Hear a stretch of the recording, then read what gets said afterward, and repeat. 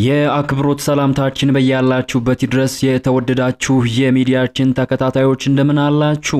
አዳዲስና ወቅታዊ ሰበር ዜናዎችን ይዘን መተናል። በቅድሚያ ማበይት ጉዳዮችን እናስተዋውቃችሁ። በከፍተኛ የመንግስት ባለስልጣናት ላይ እርምጃ መወሰዱ ተሰማ። በሙስናና ብልሹ አሰራር ላይ ተጠምደዋል የተባሉ በቁጥር ከ20 በላይ የሚሆኑ ከፍተኛ የመንግስት ባለስልጣናት ላይ እርምጃ መወሰዱ ተሰምቷል። ለ4 ኪሎ ቤተ መንግስት ቅርበት ያላቸው ከፍተኛ ባለስልጣናት ከስልጣናቸው መሰናበታቸውንና አንዳንዶቹ ደግሞ መታሰራቸውን በተመለከተ በርካቶችን ያስገረመ መግለጫ ተሰጥቷል። ሙሉ መረጃውን በዘገባችን በዝርዝር ተሰሙታላችሁ። በሌላኛው ሰበር ዜናችን ደግሞ ጦሩ ሻቢያን ከስልጣን እንደሚገረስስ ባወጣው መግለጫ አስታወቀም። ሻቢያን በምድርም ሆነ በባህር ለመዋጋት መዘጋጀቱን የጦር ኃይሉ ይፋ ማድረጉን ከፍተኛ መነጋገሪያን ፈጥሯል። በኢትዮጵያና ኤርትራ መካከል የተከሰተው የፖለቲካ ውጥረት ከፍተኛ ደረጃ ላይ በደረሰበት ወቅት ጦሩ ሻቢያን ከስልጣን ገረስሳለው በማለት ያወጣው መግለጫ ኤርትራውያንን ክፉኛ አስደንግጧል። ጠቅላይ ሚኒስትር አብይ አህመድ የላኳቸው ከፍተኛ የፌደራል መንግስት ባለስልጣናት በኤርትራ ድንበር የሚገኘውን ጦር መጎብኘታቸው በመግለጫው ላይ ተካቷል። በዝርዝር ታደምጡታላችሁ። በሌላኛው መረጃችን ደግሞ ሰባተኛውን ሀገር አቀፍ ምርጫን በተመለከተ የተሰማውን አዲስ መረጃና የኦሮሞ ነጻነት ሰራዊት የከፈተውን አደገኛ ጥቃት በተመለከተ የተሰሙ አዳዲስ መረጃዎች በዘገባችን በዝርዝር ተካቷል። ተሰሙታላችሁ። የተወደዳችሁ የሚዲያችን ቤተሰቦች እስከ ፍጻሜው አብራችሁን ቆይታችሁ ታደምጡ ዘንድ እየጋበዝን እንደተለመደው ቪዲዮ ላይክ እና ሼር በማድረግ ይጀምሩ። አዲስ የሆናችሁ ደግሞ ሰብስክራይብ በማድረግ አዳዲስና ወቅታዊ መረጃዎችን ያግኙ። አሁን ወደ ዝርዝር መረጃዎቹ እናመራለን። በቅድሚያም ሰባተኛውን ሀገር አቀፍ ምርጫን በተመለከተ አዲስ መረጃ ሰባተኛው ሀገር አቀፍ ምርጫ ግንቦት 24 ቀን እንዲካሄድ ጥያቄ መቅረቡ ተሰምቷል።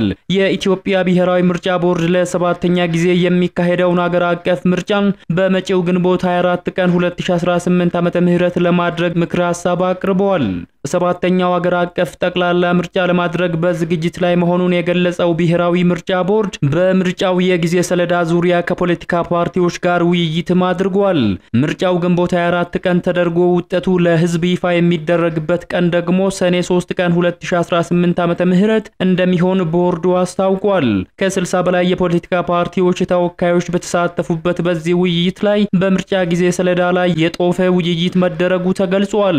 መገናኛ ብዙሃን ባልተገኙበት በዚህ የውይይት መድረክ ላይ ምርጫ ቦርድ የሰባተኛውን ሀገር አቀፍ ምርጫ ዝርዝር የጊዜ ሰሌዳ ለፓርቲዎች ለውይይት ማቅርቧል ነው የተባለው። ለውይይት በቀረበው የጊዜ ሰሌዳው መሰረት ዳር ወር ውስጥም በምርጫ መወዳደር የሚፈልጉ የፖለቲካ ፓርቲዎችና የግል እጩዎች ይመዘገባሉ ተብሏል። የምርጫ አስፈጻሚዎችን ዝርዝር ለፖለቲካ ፓርቲዎችና ለህዝብ ይፋ የሚደረገው ዳር 19 ተጀምሮ በጥር የመጀመሪያ ሳምንት ላይ ለማጠናቀቅም ታስቧል ነው የተባለው። የፖለቲካ ፓርቲ እጩዎች ምዝገባ ደግሞ ከታህሳስ መጀመሪያ እስከ ጥር የመጀመሪያ ሳምንት ድረስ እንዲመዘገቡ በእቅዱ ላይ ተጠቅሷል። እንዲሁም የምርጫው የምረጡኝ ቅስቀሳ ከታህሳስ 10 እስከ ግንቦት 19 ቀን 2018 ዓ.ም ድረስ እንዲከወን የታቀደ መሆኑ ተመላክቷል። ወደ ቀጣዩ መረጃችን ስናመራ ሰራዊቱ ሻቢያን ለመዋጋት የባህር ኃይል ጦር እያዘጋጀ መሆኑን ይፋ አደረገ። ሻቢያን በምድርም ሆነ በባህር ለመዋጋት መዘጋጀቱን የጦር ኃይሉ ይፋ ማድረጉ ከፍተኛ መነጋገሪያን ፈጥሯል። በኢትዮጵያና ኤርትራ መካከል የተከሰተው የፖለቲካ ውጥረት ከፍተኛ ደረጃ ላይ በደረሰበት ወቅት ጦሩ ሻቢያን ከስልጣን እገረስሳለሁ በማለት ያወጣው መግለጫ ኤርትራውያንን ክፉኛ አስደንግጧል። ጠቅላይ ሚኒስትር አብይ አህመድ የላኳቸው ከፍተኛ የፌደራል መንግስት ባለስልጣናት በኤርትራ ድንበር የሚገኘውንም ጦር መጎብኘታቸው በመግለጫው ላይ ተመላክቷል። ካለፈው ቅዳሜ አንስቶ ኤርትራ ላይ እርምጃ መውሰድ የጀመረው ቡድኑ ተጨማሪ የጦር ኃይል አባላትን አስመርቆ ወደ ኦፕሬሽን አሰማርቷል። በኢትዮጵያ አፋር ክልል የሚንቀሳቀሰው የሻቢያ ተቀናቃኝ የቀይ ባህር አፋር ዲሞክራሲያዊ ድርጅት አዲስ የጦር ኃይል አሰልጥኖ ማስመረቁን ይፋ አድርጓል። ሻቢያን ለመዋጋት የተደራጀው ኃይል መመረቁ የተሰማው አቶ ጌታቸው ረዳና አምባሳደር ሬድዋን በቡሬ ግንባር በተገኙበት ወቅት ነው። ከፍተኛ ባለስልጣናትና ጀነራሎች በቡሬ ግንባር ቅኝት ባደረጉበት አጋጣሚ የቀይ ባህር አፋር ድርጅት ወታደራዊ አዛዦች ስለ አዲሱ ጦራቸው ስምሪት መግለጫን አውጥተዋል። ታጣቂ ኃይሉ ለተከታታይ 3 ወራት ያሰለጠናቸውን ኃይል ለስምሪት ዝግጁ ሆኗል ብለዋል። ድርጅቱ ባወጣው መግለጫ የኢሳያስ አፈወርቂን አስተዳደር ለመዋጋት የሰለጠነው ኃይል እስከ መሃል ሀገር ዘልቆ በመግባት ጥቃት መፈጸም የሚችል እንደሆነም ተናግሯል። የድርጅቱ ወታደራዊ አቅም የፊት ለፊት ውጊያ፣ የሽምቅ ውጊያና ልዩ ልዩ ኦፕሬሽኖችን መፈጸም እንዲችል ተደርጎ ሰልጥኗል የተባለ ሲሆን በኢሳያስ አፈወርቂ አገዛዝ ተቀምጧል ያለውን የቀይ ባህር አፋር መሬትን ነፃ እንደሚያወጣም ገልጿል። ወታደራዊ ብቁነቱ ተረጋግጦ ተመርቋል የተባለው የድርጅቱ ኃይል ሻቢያን በኃይል ለመገርሰስ የሚያስችል ቁመና አለው ተብሏል። ድርጅቱ በጀመረው የትጥቅ ትግል የቀይ ባህር አፋር ህዝብ መብትን ለማስጠበቅና ሙሉ በሙሉ የራስን እድል በራስ የመወሰን መብትን ለማረጋገጥም ቁርጠኛ መሆኑ ተመላክቷል። የድርጅቱ የራስን በራስ የመወሰን ትግል አስፈላጊ ከሆነ እስከ መገንጠል ይዘልቃል የተባለ ሲሆን ከኢትዮጵያ አፋር ወንድም ህዝብ ጋርም ይተባበራለው ብሏል። የኢትዮጵያ አፋር ህዝብና መንግስት የቀይ ባህር አፋርን ህዝብ ከመፈናቀልና ብሔር ተኮር ጥቃት ለመከላከል ድጋፍ አድርጓል ያለም ሲሆን የአፋር ክልል መንግስትና ህዝብ አድርጎልኛል ላለው ድጋፍ በይፋ ምስጋናውን አቅርቧል። ወደፊትም በትብብር መስራቱን እንደሚቀጥል ጠቁሟል። የድርጅቱ ሊቀመንበር ኢብራሂም ሃሩን ቀጣዩ ምዕራፍ የድርጅቱን የባህር ኃይል ማቋቋም ነው ሲሉም ተናግረዋል። ድርጅቱ አሁን ላይ ባለው የፖለቲካና ወታደራዊ መስፈርቶች መሰረት የሰለጠነና የታጠቀ የባህር ኃይል ለማቋቋም እየሰራ መሆኑን አረጋግጧል። ሊቀመንበሩ ለመገልበጥ የሚታገሉትን ሻቢያን ከቀይ ባህር አፋር አልፎ ለጎረቤት ሀገርም ጠንቅ ነው ሲሉ ከሰውታል። ኢብራሂም የኢሳያስ አስተዳደር ለኤርትራ ህዝብ ብቻ ሳይሆን ለጎረቤት መንግስታት፣ ለቀይ ባህርና በአፍሪካ ቀንድ ስጋት ሆኗል ሲሉ ነው የወነጀሉት። ጎረቤት ሀገራትና የዓለም አቀፉ ማህበረሰብ ይህንን ስጋት ተገንዝበው የኢሳያስ አፈወርቂን አስተዳደር ለመገርሰስ የሚተጉ የኤርትራ ኃይሎችን እንዲደግፉም ጠይቋል። ድርጅቱ የኤርትራን ጭቆና አገዛዝ በጋራ ለመታገል የሚያስችል ግንባር ለመፍጠር ለኤርትራ የፖለቲካ ኃይሎችም ጥሪን አቅርቧል። ወደ ሌላኛው መረጃችን ስናመራ የኦሮሞ ነጻነት ሰራዊት አደገኛ የተባለ ጥቃት መክፈቱ ተሰማ። በቤንሻንጉል ጉሙዝ ክልል መተከል ዞን መንግስት ሸኔ ሲል የሚፈርጀው የኦሮሞ ነጻነት ሰራዊት ታጣቂዎችና በአካባቢው ራስን በመከላከል የተደራጁ ነዋሪዎች መካከል በተካሄደ ከባድ ውጊያ የሰው ህይወት ማለፉንና የንብረት ጉዳት መድረሱን የአካባቢው ነዋሪዎች ተናግረዋል። ጥቅምት 12 ቀን 2018 ዓ.ም ማምሻውን በተለያዩ የቀጠናው ቀበሌዎች የተቀሰቀሰው ይህ ግጭት በተለይም በጎዴሬና በባሩዳ ቀበሌዎች ላይ ያተኮረ እንደነበርም ተመላክቷል።